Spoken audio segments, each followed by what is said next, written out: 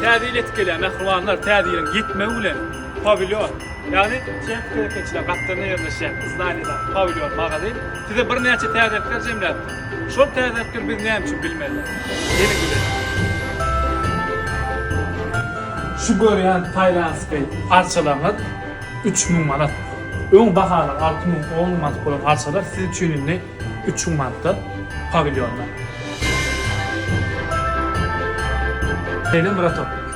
Bu braton aytmana ora şu görýän arçaňydan 3000 manat diýär. Şulay diýär ağlayan äle. Men aşoňa ýa doğrudama.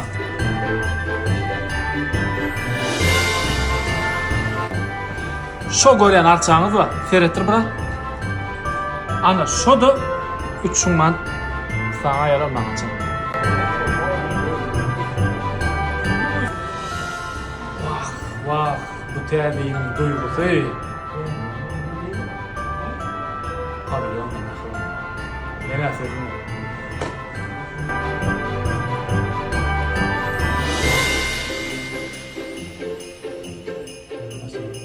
Ve şu pavilyonun içinde ähli haritleri var. Görýän ähli haritlaryňyz hepdäniň 6-njy gün bazaryn getse uda senet 20% skidkada.